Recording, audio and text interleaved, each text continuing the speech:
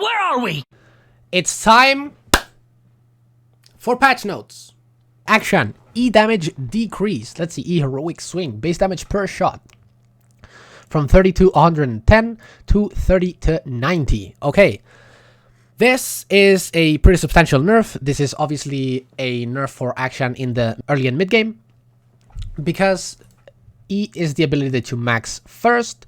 So they are reducing the ability for Akshan to basically lane bully and scale into doing basically too much damage, which is what he was doing. Anybody that has seen my stream before knows that I don't really like Akshan as a champion. Like the concept of Akshan I don't really like. But even I had to admit that he was kind of OP in the sense that he did way too much damage, and once he got the slightest lead, he could snowball it very, very easily. So in that regard, doing basically 20 less damage per shot is a lot of damage that he's missing, and I think it's warranted. So we should see Akshan's win rate go down. He was already seeing a lot of play in mid-top, as far as I'm aware, and a bit of play in bot lane for similar reasons. And yeah, probably gets the bully the same in lane, but then the transition into the mid game should be a bit hard. So in that sense, this is fine. Graves. E, bonus armor decreased. Bonus armor per stack, 6 to 18 to 4 to 16. Now he's losing 2 armor per stack. Basically means that in the earlier stages of the lane, when if in the few matches that he starts E, or well, basically from level 2 onwards, he is going to be losing a bit of power to the trading. So I guess that's something. I don't know how much exactly it amounts to, as in percentage damage, but for anybody who doesn't know, what you do with Graves is that you basically shove waves very fast, and then you can move into the jungle to get more camps, or you can move into the river and out of vision, and that creates some sort of mental boom in the enemy in the solo queue. For some reason, I don't know, they just don't see you, and I don't know. So basically, Graves can shove every wave and back on around 350 gold, since everything he builds is built out of longswords. So you get longsword, fucking Dirk, which is 400 upgrade. So it's 350, 350, 400. Then you have Heal's Eclipse, so he's got 350, 350, then 550, and then the completion for Eclipse. Then you have Lord Dominic's Regards, which is 350, 350, 750, then 600, and then 950.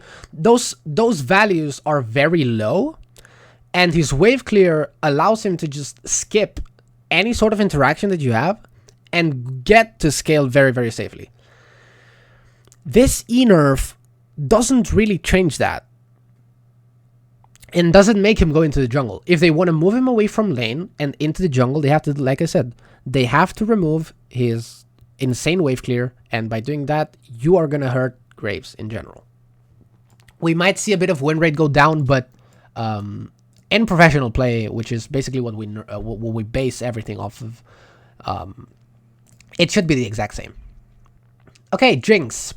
Passive attack speed increased, E range increased, R cooldown decreased. Let's see. Passive, get excited. Total attack speed from 15% to 25%. Okay, so getting a 10% for free. This is basically a bit less than a dagger. A dagger is 12%, so he's getting 10. So let's say she's getting 280 gold, something like that.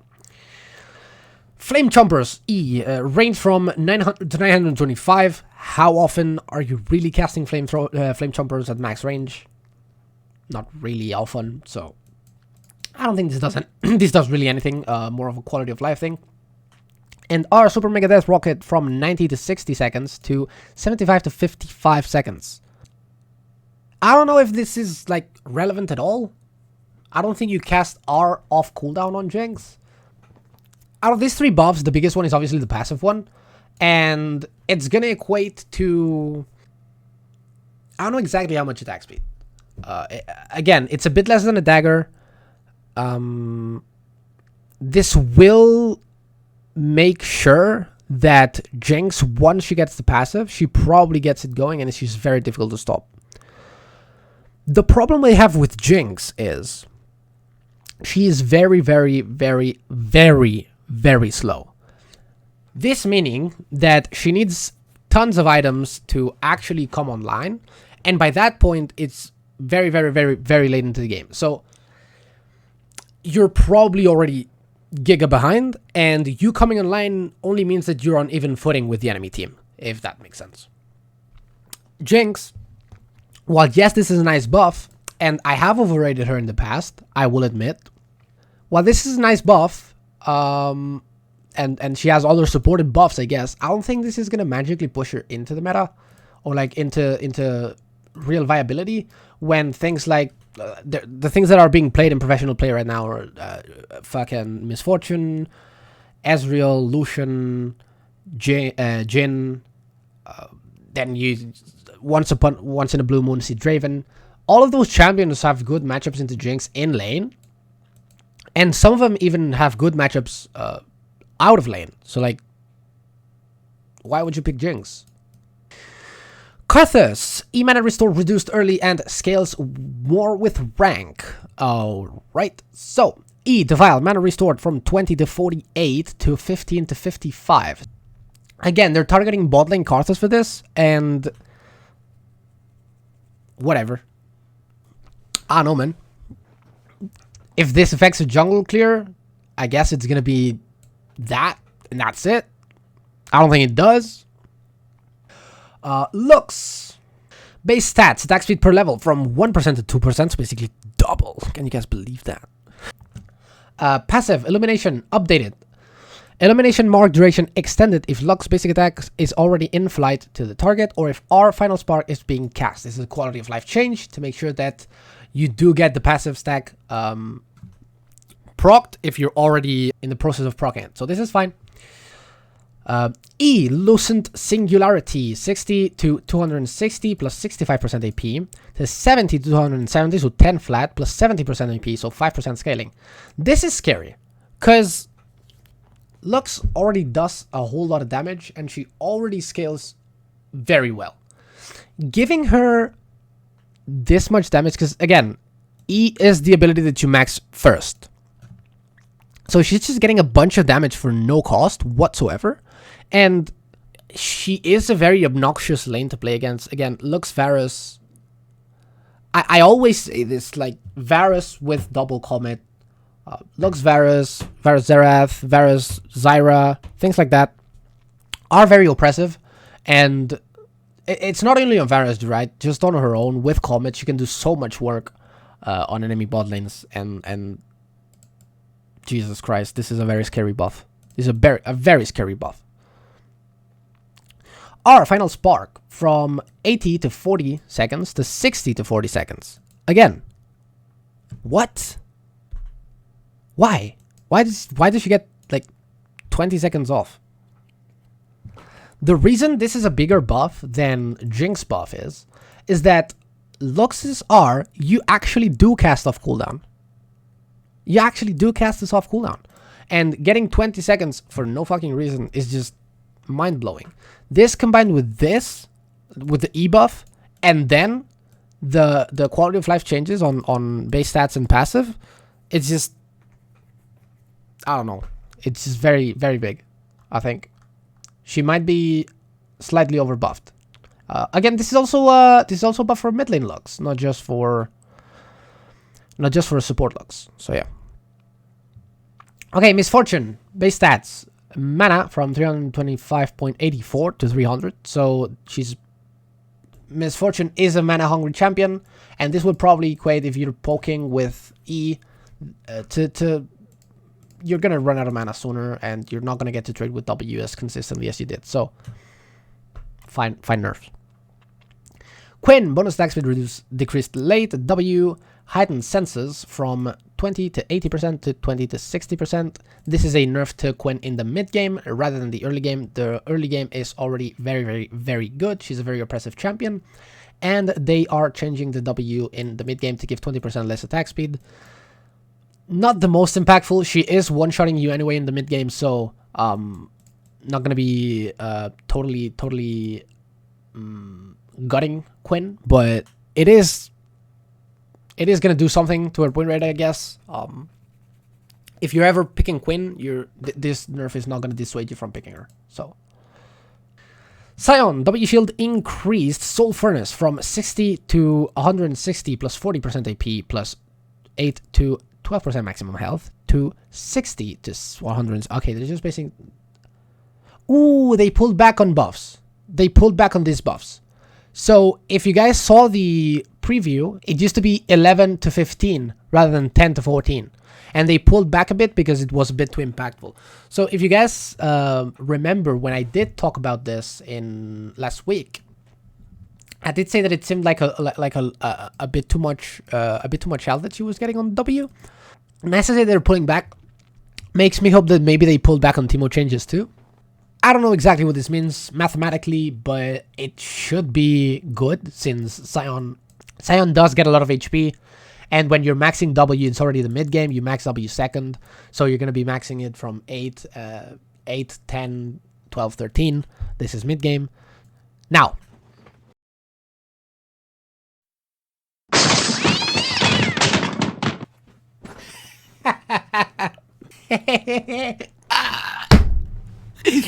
It's going through.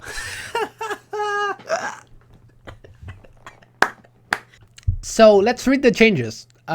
Q, Blinding Dart, cooldown from 8 seconds to 7 seconds. Teemo Q is an ability that doesn't scale the cooldown with levels. So this is just getting a flat 1 second off at all stages of the game. And Teemo, if you're building him properly, doesn't get a whole lot of CDR. So this is just straight up 1 second off of the Q. Q is an ability that you're using off cooldown if you're looking to harass early game. And in the later stages of the game, it is an ability that you're basically proccing off cooldown in fights as well. So this is probably going to be... I don't know if this is going to give you a full new one more Q in team fights, unless you get quite a bit of CDR. The support Teemo build actually does get quite a bit of CDR, because you mostly use it for shrooms and for Q. So support Teemo might be very, very, very good this patch. And yeah. Cooldown buff, pretty big. Blind duration from 1.5 seconds to 2.5 seconds to 2 seconds to 3 seconds. So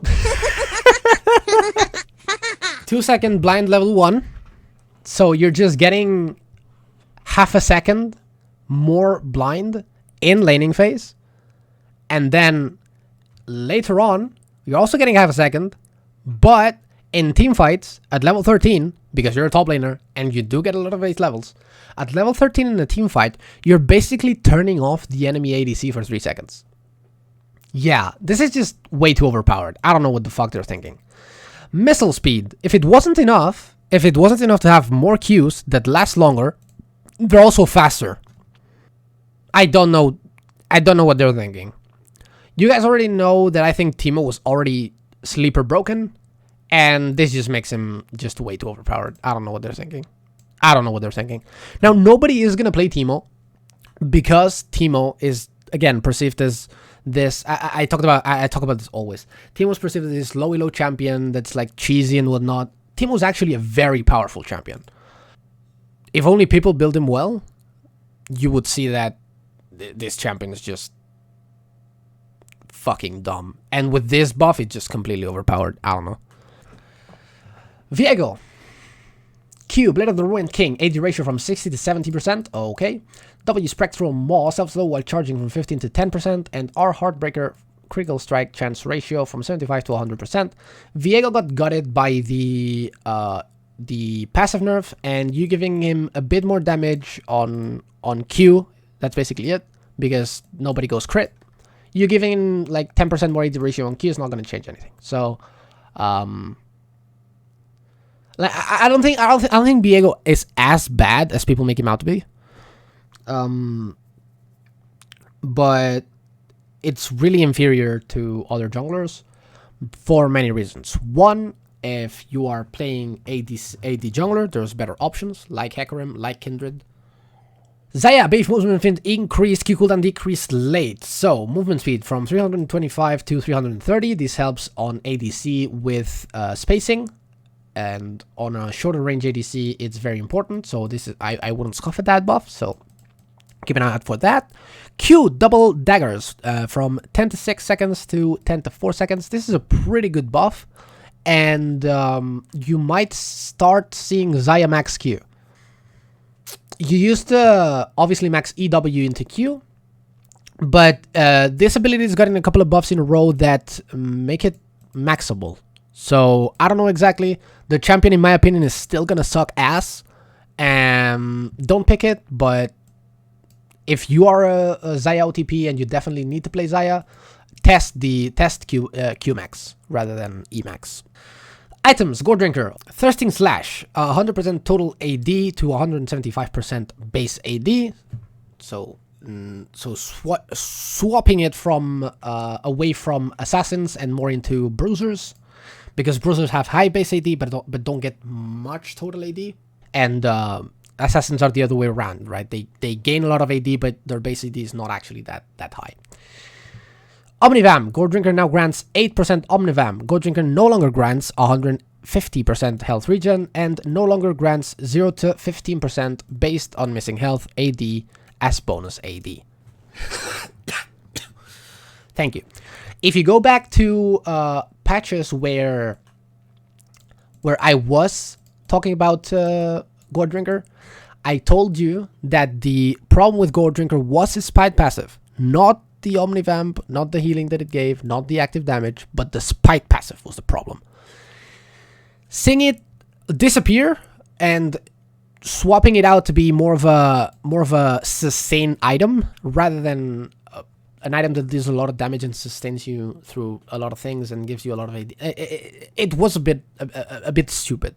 And now with the Omnivamp, the heal is untouched, even though the damage is not. Yeah, I think these are very good changes to Goredrinker, and we're gonna see champions like Alawi and Riven and Fiora. They're still gonna go this item, but maybe the assassins are gonna think twice before buying Goredrinker. So, Ceaseless Hunger, same thing. Oh wait, 13% Omnivamp. We swapped 250% health regen for 13% Omnivamp.